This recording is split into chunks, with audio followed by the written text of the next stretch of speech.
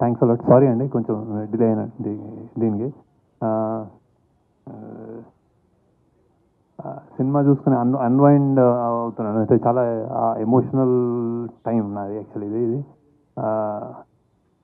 నేను first started ఇప్పుడు ఏదైతే చూస్తున్నారో మీరు ఫస్ట్ డేనే ఇది ఒక ఫస్ట్ నుంచి మేము తీసి జెనిసిస్ దీన్ని పుట్టినప్పటి నుంచి అదే దీని స్టోరీ కథగా పుట్టినప్పటి నుంచి ఇది ఒక పెద్ద రియల్గా తీద్దాము, హాలీవుడ్ స్థాయిలో తీద్దాము, అంత అంత బాగా తీద్దాము, రియల్ లొకేషన్స్లో తీద్దాము, బాంబేని ఎవరు చూపించినట్టు విధంగా చూపిద్దాము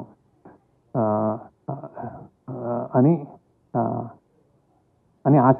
దెన్ స్లోలీ అలానే నాగార్జున గారి దగ్గరికి వెళ్ళాము. అంటే ఇలాంటి స్క్రిప్ట్ ఉంది సార్, నాకు ఇంకా గుర్తుంది సార్, మేము డెఫినెట్గా ఇది ఒక సూపర్ రేంజ్లో ఒక సరికొత్త ఎక్స్పీరియన్స్ తోటి చేస్తామని చెప్పాను యాక్చువల్లీ.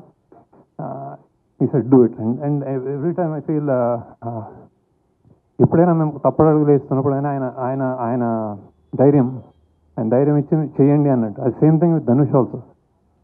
అలానే ఈ జర్నీలో డబ్బులు పెరుగుతున్నాయి, మనకి అవుట్ ఆఫ్ రీచ్ బడ్జెట్ ఎక్కువ అవుతుంది ఇట్లా అనుకున్నప్పుడు కూడా నేను ఎక్కడైనా ఈ కథకి కొంచెం ఏమైనా కాంప్రమైజ్ అవ్వాలనుకున్నప్పుడు మా టీం వాళ్ళు లేదు ఇది గొప్ప సినిమా గొప్పగా ఇలానే చేయాలి అని చెప్పిన నా team members, especially Chaitanya Pingali, Suri, Ajay, core people always reassuring that అంటే ఇది సామాన్యమైన సినిమా కాదు యాక్చువల్లీ. అంటే నేను అన్నమాట ప్రీ రిలీజ్కి సరస్వతీదేవి తల చూస్తుంది అనేది that is the truth.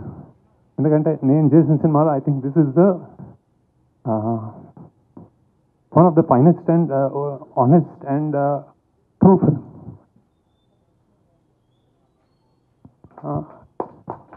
Like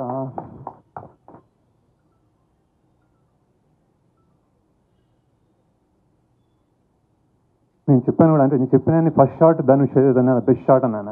అది ఆడిటోరియంలో మీరు చూస్తున్నారు అది బెస్ట్ షాట్ అని.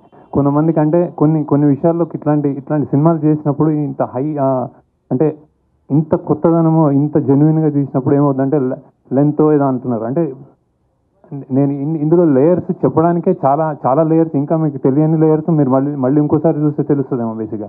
అవి నేను తీయలేను యాక్చువల్లీ సినిమాలో. సో ఇట్స్ లైక్ అంటే సినిమా తగ్గించాలి అన్నది డైరెక్టర్కి కానీ టీం కానీ తెలియని విషయం కాదు. కాకపోతే అది ఉండాలి, ఇది చెప్పాలి అని ఒక మనుషుల వీకర్ సెక్షన్స్ నుంచి వచ్చిన వాళ్ళ పాయింట్ కానీ ఒక అండర్డాగ్ పాయింట్ కానీ చెప్పాలి అనుకున్నప్పుడు అది ఆనెస్ట్గా చెప్పడమే మా ధర్మం అనుకుంటాను అనమాట.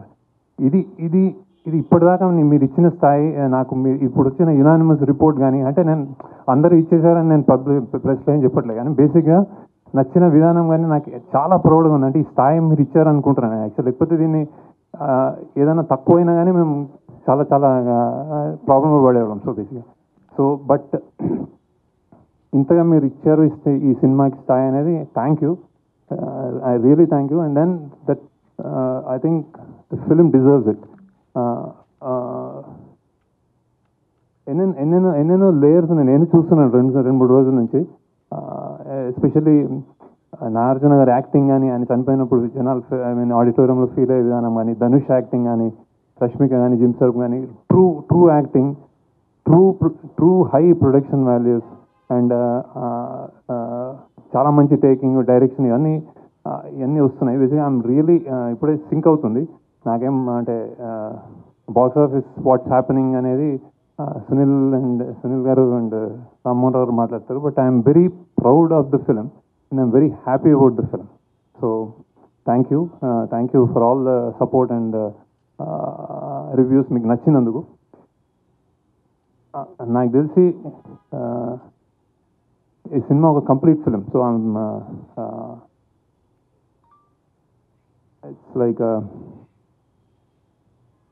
మళ్ళీ మాట్లాడదాం, నాకు గుర్తు రావట్లేదు actually. I'm blanking out. So I'm like